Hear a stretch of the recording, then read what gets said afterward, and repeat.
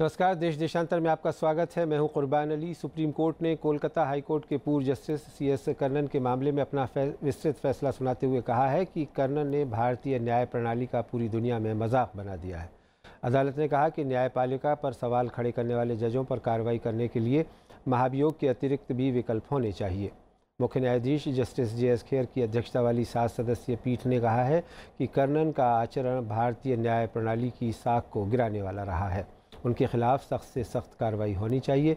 इस बीच supreme court के 2 जजों जस्टिस रंजन गोगोई और जस्टिस J चेलेमेश्वर ने जजों के चयन प्रक्रिया पर सवालिया निशान खड़े किए हैं। उनका कहना है कि इस बारे में कोई ठोस समाधान निकालना होगा। दोनों ने चीफ जस्टिस JS खेर की अध्यक्षता वाली 7 सदस्यीय संवैधानिक बेंच के फैसले पर सहमति जताते हुए कहा कि हमें विचार करना होगा कि इस तरह के मामलों में और क्या कदम उठाए जा सकते हैं। उनका कहना था कि संविधान इस मसले पर मौन है, शायद इस पर चर्चा शुरू करने के लिए ये सही समय है। कर्णन ने आरोप लगाते समय न्यायिक व्यवस्था पर अंगुली उठाई थी। इससे आम लोगों के बीच अदालतों की साख काफ़ी गिरी है। अगर इसकी अनदेखी की गई तो आने वाले समय में इस तरह की और भी परेशानियां पैदा हो सकती हैं। कर्णन ने जब से हाईकोर्ट में अपना कार्यभार संभाला तब से उनका आचरण एक बड़ी समस्या बना हुआ था। बेंच ने कहा कि इसके लिए उनके नाम की अनुशंसा करने वाले वरिष्ठ न्यायाधीश भी जिम्मेदार हैं। नई प्रक्रिया के लिए बार, बेंच, राज्य व सिविल सोसाइटी में चर्चा होनी चाहिए। बेंच ने ब्रिटेन व अमेरिका की न्यायिक व्यवस्था पर भी चर्चा की। उल्लेखनीय है कि भारत का न्यायिक ढांचा ब्रिटेन की तर्ज पर है, लेकिन वहाँ भी काफ़ी बदलाव किए जा चुके हैं।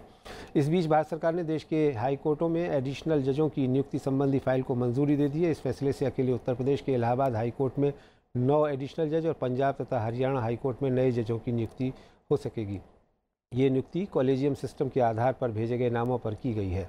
गौरतलब है कि ये नियुक्तियाँ काफ़ी लंबे समय से अटकी थीं। कॉलेजियम व्यवस्था की वजह से इन नियुक्तियों को लेकर भी खींचतान चल रही थी। देश देशांतर में आज चर्चा इसी विषय पर कि क्या जजों की नियुक्तियों पर सहमति बन रही है और अगर नहीं तो उसके कारण क्या हैं। इस चर्चा में मेरे साथ जुड़ रहे हैं दिल्ली हाई कोर्ट के पूर्व न्यायाधीश justice Jaspal Singh, supreme court के वरिष्ठ वकील KTS तुलसी, दिल्ली न्यायिक अकादमी के पूर्व निदेशक प्रोफेसर MP सिंह और वरिष्ठ कानूनी जानकार सत्यप्रकाश। आप सभी का स्वागत है। सत्यप्रकाश जी, मैं आपसे शुरुआत करना चाहूँगा कि ये जो 2 फैसले आए हैं, एक तो संविधान पीठ का फैसला चीफ जस्टिस की अध्यक्षता वाली, और उसी के 2 जजों ने अलग से भी इस पर टिप्पणी की है और ख़ास करके जो कर्णन की नियुक्ति का मामला है उस पर काफ़ी सवालिया निशान उठाए हैं और कहा है कि इसके बारे में अब पूरी जांच पड़ताल होनी चाहिए और एक नई बहस शुरू होनी चाहिए। क्या कहेंगे आप? देखिए, पहली चीज़ तो ये कि 7 जजेस की ये पीठ थी और ये संविधान पीठ थी, ऐसा कोई मामला नहीं था, कोई कॉन्स्टिट्यूशन बेंच करके इस्टेब्लिश नहीं हुआ था। 2 फैसले आए हैं। एक तो 7 जजेस के एक साथ फैसले हैं जिसमें कि ये जो कंकरिंग बट डिफरेंट जजमेंट है, इन 2 जजेस के भी हस्ताक्षर है उसमें। और दूसरा जस्टिस चेलेमेश्वर और जस्टिस रंजन गोगोई ने अलग से फैसला दिया है जिसमें उन्होंने कॉलेजियम सिस्टम में सवाल उठाए हैं। और तलब है कि ये दोनों जज खुद अभी सुप्रीम कोर्ट कॉलेजियम का हिस्सा है। देखिए, ये पूरा मामला जो जस्टिस कर्णन का पूरा विवाद, ये विवाद जस्टिस कर्णन को लेके नहीं है। इसके मूल में जो पूरा अपॉइंटमेंट सिस्टम है वो है। और जो सुप्रीम कोर्ट का फैसला है 7 जजेस का, वो फैसला एक तरह से कहें सिम्टम्स का इलाज कर रहा है, जो बीमारी है उसका इलाज नहीं कर रहा। और बीमारी क्या है? जो अपॉइंटमेंट सिस्टम में जो दिक्कत है, उन्हीं दिक्कतों की वजह से इस तरह की समस्याएं आ रही हैं। और जो कंकरिंग बट जो सेपरेट जजमेंट है उसमें 2 सवाल उठाए गए हैं। एक तो ये कि आखिर जज में उन्होंने कहा कि जो पूरी की पूरी प्रक्रिया है अपॉइंटमेंट की, उसको रिविजिट करने की ज़रूरत है, उस पर पुनर्विचार करने की ज़रूरत है। और दूसरा कि अगर कोई जज कोई गलती करता है या कहें कि डिविएंट बिहेवियर है उसका, तो उससे कैसे आप निपटेंगे, इसके लिए कोई व्यवस्था नहीं है। एक ब्रह्मास्त्र की तरह है इम्पीचमेंट, जो अभी तक उसका सही से इस्तेमाल नहीं हो पाया है। किसी को आज तक हम इम्पीच नहीं कर पाए हैं, किसी जज को। लेकिन स्थिति आती क्यों है? अपॉइंटमेंट को ठीक कीजिए, बाकी स्थिति ठीक हो जाएगी। तीसरा सवाल जो कि सुप्रीम कोर्ट, मुझे आश्चर्य है कि 7 जजेस की बेंच ने इस पर विचार किया और तीसरे सवाल को पूरे तौर पे अनदेखी कर दिया। और तीसरा सवाल शायद इन 2 सवालों से भी ज़्यादा अहम है, वो ये कि क्या कंटेम्प्ट का पावर जो सुप्रीम कोर्ट को है आर्टिकल 129 के तहत, उसका इस्तेमाल करते हुए किसी हाई कोर्ट जज को वर्चुअली इम्पीच किया जा सकता है। ही वाज ए सिटिंग जज। ठीक। और इसका इस्तेमाल करके आप किसी जज को जेल भेज रहे हैं। मतलब आप उस जज को हटा रहे हैं जिसका अधिकार सिर्फ पार्लियामेंट को है और किसी को नहीं है। और ये संवैधानिक सवाल जी सुप्रीम कोर्ट ने, मुझे आश्चर्य है, उसका उत्तर नहीं दिया। जसपाल सिंह जी, आप क्या कहेंगे? जो फैसला आया है सुप्रीम कोर्ट का, ये एक तरह से कहा जा रहा है कि आई ओपनर है, और जो पूरा सिस्टम है जजों के अपॉइंटमेंट का, उनके बिहेवियर को लेकर के, उस पर एक बड़ी गंभीर टिप्पणी है। आपने कहा है आई ओपनर, तो अभी तो आंखें खुली नहीं है, अभी तो सभी अंधेरे में दिखाई पड़ते हैं। अभी जो जस्टिस कर्नन का हुई है प्रॉब्लम, तो वो भी एक सिस्टम से अपॉइंट हुए थे जी, और वो सिस्टम हमेशा से एक्सेप्ट होता आया है। लेकिन अभी उसी के बारे में कहा गया है कि उस सिस्टम को भी रिविजिट करने नहीं, की वो सिस्टम को हमेशा इम्प्रूवमेंट का हमेशा स्कोप रहता है। A law can not remain stagnant. तो अच्छा है कि विचार किया जाए, सोचा जाए, लेकिन अभी तक जो फैसले आए हैं वो सिर्फ इतना है कि primacy of the Supreme Court collegium to make appointments, that's all. Beyond this कि ये आप हक नहीं लेके जा सकते फ्रॉम द कोलिजियम, लेकिन उस पर बहस हो रही है कि क्या इम्प्रूवमेंट की जाए, क्या ना इम्प्रूवमेंट की जाए। अब वो जो NJAC एक्ट आया, आर्टिकल 99 की अमेंडमेंट हुई, तो ये एक प्रोसेस चल रहा है, एक थिंकिंग प्रोसेस है। लेकिन अनफॉर्चुनेटली अभी तक हम पूरे उजाले में नहीं है, अभी हम अब भी अंधेरे में भटक रहे हैं कि आया सिविल सोसाइटी का क्या रोल हो, गवर्नमेंट का क्या रोल हो। यहाँ तक ज़रूर है कि सुप्रीम कोर्ट ने ये कहा है कि in the matter of appointment and transfer हमारी प्राइमेसी है। ठीक, मैं आता हूँ आपके पास में। प्रोफेसर MP सिंह हमारे साथ हैं, आप निदेशक रह चुके हैं दिल्ली न्यायिक अकादमी। MP सिंह जी, आप क्या कहेंगे? ये जो फैसला आया है 7 सदस्यों की संवैधानिक पीठ की तरफ से, इसमें कहा गया है कि महाभियोग के अलावा भी कुछ विकल्प होने चाहिए अगर कोई हाई कोर्ट जज इस तरह का बिहेवियर करता है जैसा कर्नन साहब ने किया। ये पहले भी इस पे वार्तालाप हो चुका है, और जहाँ तक मुझे याद है सोली सोराब जी ने किसी वक्त ये कहा था जब वो अटॉर्नी जनरल थे, उससे पहले जब महाभियोग उनके वीरास्वामी के अगेंस्ट चल रहा था, जस्टिस वीरास्वामी के अगेंस्ट, तब भी ये क्वेश्चन था कि इम्पीचमेंट के अलावा भी कोई प्रक्रिया होनी चाहिए जिससे उन जजेस को जो संविधान के अनुसार या कानून के अनुसार अपना कार्य नहीं कर रहे हैं, उनके अगेंस्ट कोई एक्शन लिया जा सके। लेकिन वो कार्य पार्लियामेंट ही कर सकती है जी, जैसे कि पार्लियामेंट ने इम्पीचमेंट के लिए प्रोसीजर बनाया है जी, वैसे ही क्या पार्लियामेंट इस तरह का लॉ भी बना सकती है। उस लॉ को बनाने के लिए जहाँ तक मैं समझता हूँ संविधान में परिवर्तन करना होगा, क्योंकि अभी तक जो संविधान बनाने वालों ने जो प्रक्रिया बनाई थी वो केवल महाभियोग के अलावा और कोई दूसरी प्रक्रिया उन्होंने बनाई नहीं थी। और उसका मुख्य कारण ये था कि वो जजेस की इंडिपेंडेंस को अक्षुण्ण रखना चाहते थे। वो चाहते थे कि जजेस जो हैं सब तरह से पॉलिटिक्स और दूसरे दबावों से मुक्त रहें और स्वतंत्रता पूर्वक अपना कार्य संविधान के अनुसार कर सकें। ये दुर्भाग्य की बात है कि उसमें समस्याएं आई, वो चाहे गवर्नमेंट के इंटरफेरेंस की वजह से आई या जजेस की अपनी कमियों की वजह से आई।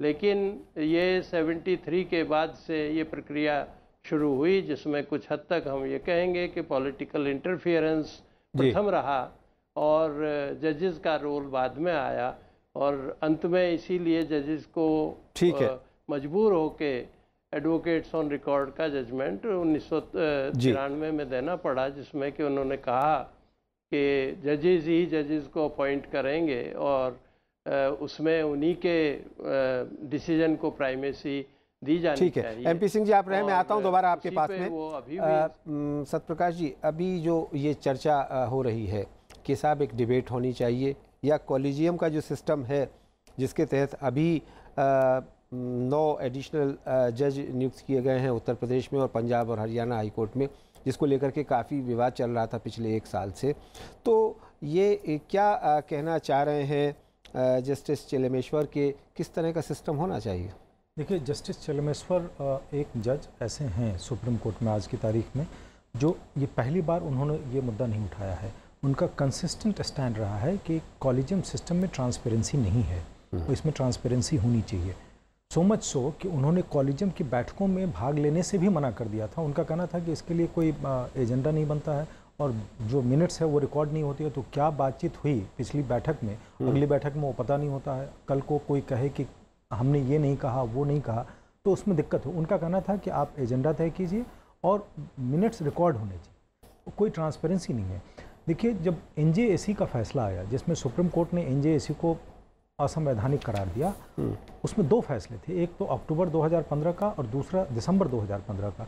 जो पहला फैसला था उसमें कहा गया कि हम एक और फैसला देंगे जिसमें हम ये विचार करेंगे कि कॉलेजियम सिस्टम को हम बेहतर कैसे बना सकते हैं, उसमें पारदर्शिता कैसे ला सकते हैं। और दूसरा फैसला जो आया दिसंबर में 2015 में, उसमें अलग अलग मुद्दों पे सरकार को डायरेक्शन है कि आप इस तरह से कॉलेजियम सिस्टम को पारदर्शी बनाएंगे और इसके लिए जो मेमोरेंडम ऑफ प्रोसीजर है अपॉइंटमेंट ऑफ जजेस in the high courts and supreme court, उसको आप किस तरह से पारदर्शी बनाएंगे, उस पर अलग अलग मुद्दों पे डायरेक्शंस हैं। और ये डायरेक्शंस हैं जो गवर्नमेंट को सुप्रीम कोर्ट कॉलेजियम के साथ मिलकर फाइनलाइज करना की बात है कि पिछले 18 महीनों में मेमोरेंडम ऑफ प्रोसीजर फाइनलाइज नहीं हुआ है। गवर्नमेंट और जुडिशरी के बीच आज भी खींचतान चल रही है और लग नहीं रहा है कि निकट भविष्य में इस पर कोई समाधान निकलने वाला है। ठीक है। जस्टिस जसपाल जी, आप क्या कहेंगे कि ये जिस तरफ चेलेमेश्वर साहब ने इशारा किया है, सरकार को क्या कदम उठाने चाहिए कि ये जो प्रक्रिया है ज़्यादा ट्रांसपेरेंट हो सके, ज़्यादा वायबल हो सके, बेहतर हो सके? क्योंकि ये कहा जा रहा है कि संविधान इस मामले में खामोश है, इस पर कोई बहुत स्पष्ट दिशा नहीं, संविधान तो खामोश ही है, लेकिन ये तो सुप्रीम कोर्ट के लिए है जी। प्राइमेसी दे दी, आप अपॉइंट कीजिए, collegium system has been accepted as constitutional. अब उसमें आप इम्प्रूवमेंट कैसे ला सकते हैं? अब बंद कमरे में बैठकर आप सुप्रीम कोर्ट या हाई कोर्ट के जजेस अपॉइंट कर रहे हैं और पब्लिक को या सिविल सोसाइटी को ये भी मालूम नहीं कि on what considerations he has been appointed, तो वो भी एक गलत बात है। That is why Supreme Court ने भी कहा है कि सिविल सोसाइटी को इन्वॉल्व करना चाहिए, लेकिन ये प्रिंसिपल जो है तो इवॉल्व सुप्रीम कोर्ट ने खुद करना है कि कैसे ये ओपन हो, कैसे ये जो क्लोज डोर में सब कुछ हो रहा है, और ऐसे क्लोज डोर जब हो तो उसमें गलतियां भी होती हैं, जानबूझकर भी होती हैं और अनजाने भी होती हैं, तो it has to be avoided and the Supreme Court has to look into it. ठीक। MP सिंह जी, एक बहस काफ़ी दिनों से चल रही है कि ऑल इंडिया जुडिशल सर्विसेज बनाई जानी चाहिए ये जजेस के अपॉइंटमेंट के लिए, इसके बारे में आप क्या कहेंगे? अब संविधान में परिवर्तन किया गया था इसके लिए, ऑल इंडिया जुडिशल सर्विस बनाने के लिए, और आशा की जाती थी कि शायद उस तरह की ऑल इंडिया सर्विस बनेगी, लेकिन जहाँ तक मैं समझता हूँ अभी तक उसके बारे में कोई एकमत नहीं हो पाया है, और यही कारण है कि अभी तक भी कोई कदम उसकी तरफ नहीं उठाया गया। मैं नहीं समझता कि जुडिशरी ने या किसी दूसरी विभाग ने उसके बारे में कोई विरोध किया हो या कोई टिप्पणी की हो। केवल प्रश्न ये है कि वो आर्टिकल 312 है शायद जिसमें ये प्रोविज़न है, और उसके लिए कदम उठाने हैं तो वो पार्लियामेंट को उठाने होंगे, इसलिए पार्लियामेंट में ही विधेयक लाकर वो परिवर्तन किया जा सकता है और उसके बारे में।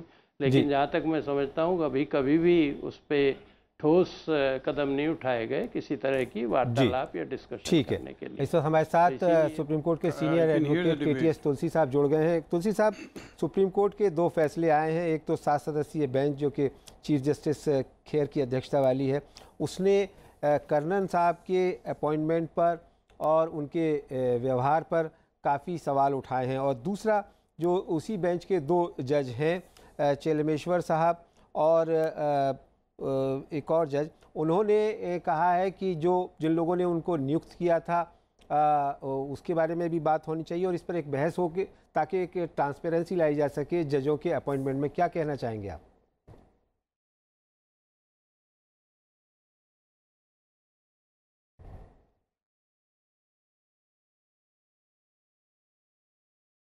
मैं इस बात से सहमत हूं कि कुछ ना कुछ जो अपॉइंटमेंट का प्रोसीजर है कोलिजियम को बदल के दूसरा प्रोसीजर होना चाहिए।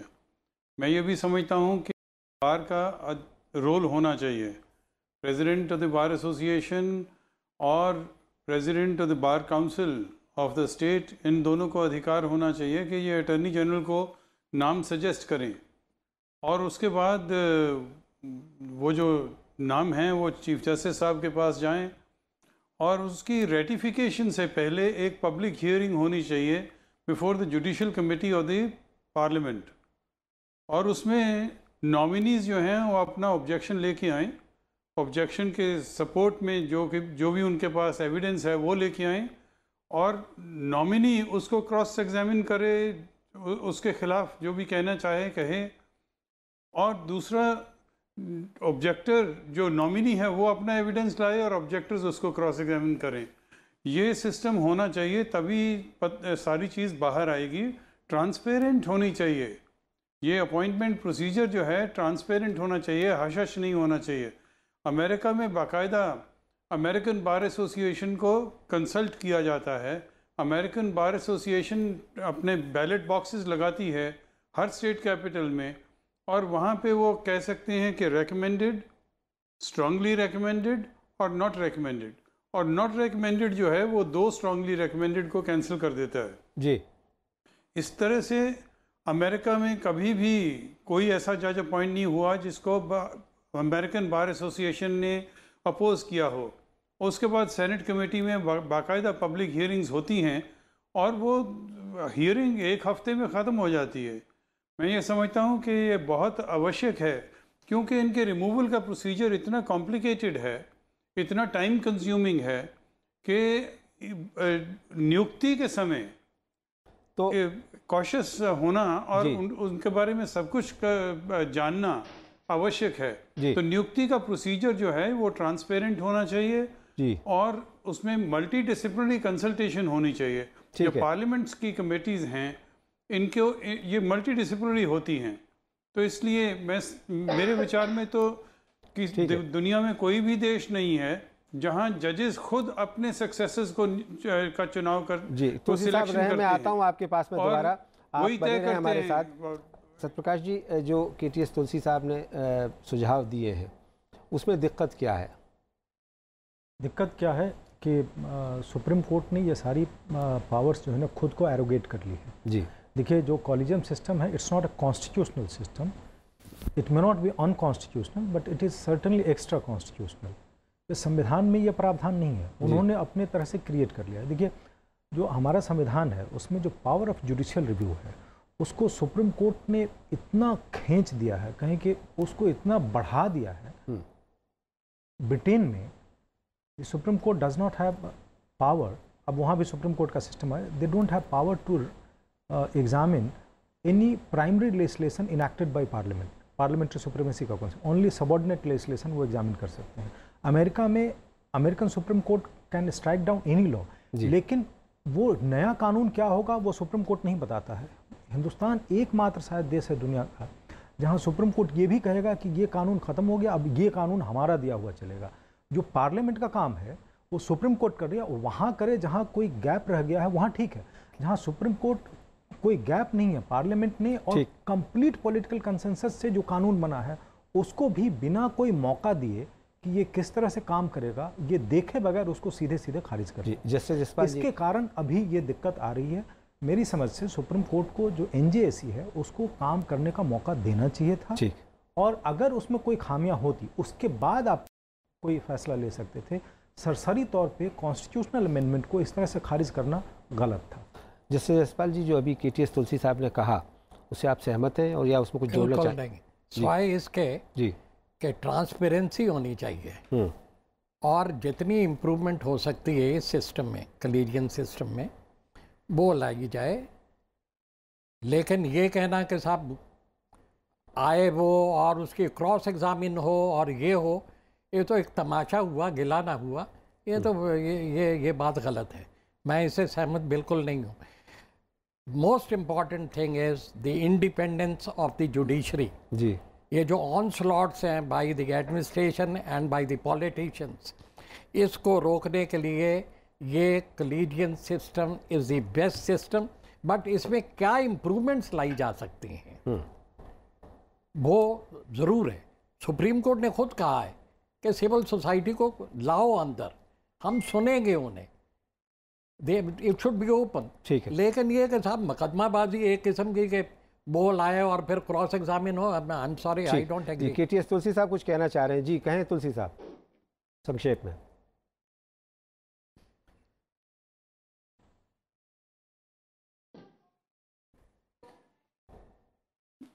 अमेरिका में भी यही आर्ग्यूमेंट हुआ था कि कोई जज बनने को तैयार नहीं होगा अगर ऐसा सिस्टम रहेगा तो वहाँ पे उनका जवाब तो सेनेटर्स ने ये दिया है कि if you can't stand the heat get out of kitchen.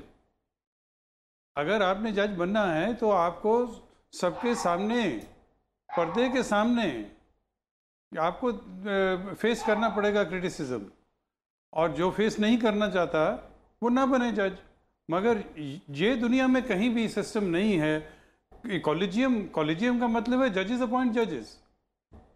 ये सिस्टम कहीं नहीं है दुनिया में। बहुत सारे डेमोक्रेटिक नेशंस हैं, बहुत सारे देशों में जुडिशियल अपॉइंटमेंट कमीशंस हैं, और कई देशों में ऐसे जुडिशियल अपॉइंटमेंट कमीशन है जिसमें एक भी जज मेंबर नहीं है, एक भी वकील मेंबर नहीं है।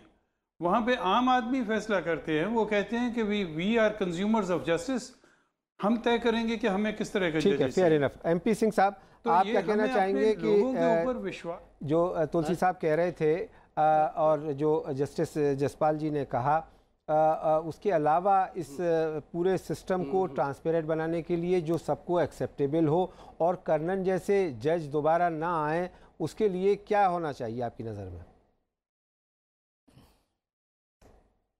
हाँ, देखिए, एक तो मैं ज़रा सा क्लैरिफिकेशन दे दूं तुलसी साहब के स्टेटमेंट पे कि जहाँ तक अमेरिकन तरीका अपॉइंटमेंट करने का है, ये किसको पूछ वो रहे हैं? पूरी तरह से कॉन्स्टिट्यूशन मेकर्स ने डिस्कस किया था और उस सबको रिजेक्ट करके तब ये सिस्टम अडॉप्ट किया, जो कि उनका ये कहना कि दुनिया में कहीं नहीं है। लॉर्ड चांसलर सारे जजेस अपॉइंट करता था इंग्लैंड में, और आज भी चीफ जस्टिस उसमें मुख्य भूमिका निभाता है। इसलिए ऐसा कहना कि जजेस अपॉइंट करने की कोई पावर नहीं होनी चाहिए, आज वो सुप्रीम अमेरिका कोर्ट का बन गया सिस्टम है। बिल्कुल अलग है। एक बार जज बन जाता है तो वो ज़िंदगी भर के लिए जज है, उसको कोई ना हटा सकता है, वो अपनी मर्जी से जब चाहे छोड़ के चला जाए। नहीं, लेकिन एमपी सिंह जी, यही तो आज सुप्रीम कोर्ट ने कहा है। सुप्रीम कोर्ट ने कहा है कि इम्पीचमेंट के अलावा भी कोई रास्ते तलाशे किए जाने चाहिए। नहीं है इसलिए जहाँ तक इंडिया में सवाल है, वो ये आवश्यक है कि वो भिन्न है। And Lord chancellor sits in the house of Commons. यहाँ ये है कि जजों की मुख्य भूमिका रहनी चाहिए, लेकिन साथ में ये भी है कि वो पारदर्शी हो, और इसके लिए जहाँ तक मैं जानता हूँ कोर्ट ने कहा है वो यही है कि सारा डिस्कशन और सारी बातें राइटिंग में होंगी। एक जज ने क्या कहा और दूसरे जज ने क्या कहा, ये सब चीज़ें रिकॉर्ड की जाएंगी और वो फाइल्स अवेलेबल होंगी प्रेसिडेंट के लिए अथवा कैबिनेट के लिए, जिसको देखा जा सकता है कि कौन जज के बारे में आखिर में अंत में कॉलेजियम ने अपनी क्या सलाह दी है, ठीक है, उसके fair आधार enough। पर प्रेसिडेंट सत्यप्रकाश जी, बहुत संक्षेप में कि जो अभी तक हम लोगों की चर्चा हुई है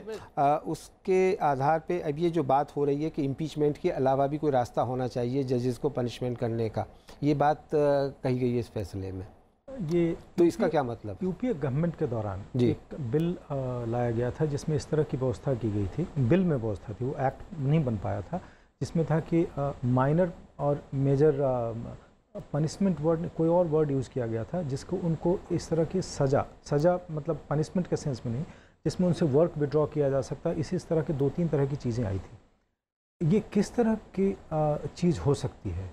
एक तो ये हो सकता है कि उनसे वर्क आप विड्रॉ कर लें, क्या हो सकता है ये जुडिशरी के लोग और पार्लियामेंट के लोग बैठ के करें। बस दिक्कत यह है कि पार्लियामेंट अगर कुछ करती है तो जुडिशरी उसको सिरे से खारिज कर देती है। चलिए, बहुत बहुत शुक्रिया। इसके कारण एक तरह का डेडलॉक बना हुआ है। बहुत बहुत शुक्रिया Satyaprakash ji, professor MP Singh, justice Jaspal Singh और KTS तुलसी साहब इस चर्चा में जुड़ने के लिए। तो हम उम्मीद करेंगे कि सुप्रीम कोर्ट ने जो फैसला सुनाया है जस्टिस कन्नन के मामले में, उससे सरकार को भी एक सबक मिलेगा और जो ये न्यायाधीशों की नियुक्ति की प्रक्रिया है ये और ज़्यादा पारदर्शी, ट्रांसपेरेंट बनाई जा सकेगी और इस तरह के विवाद देखने को न मिले, इसी उम्मीद के साथ देश देशांतर में मेरे साथ इतना ही। नमस्कार।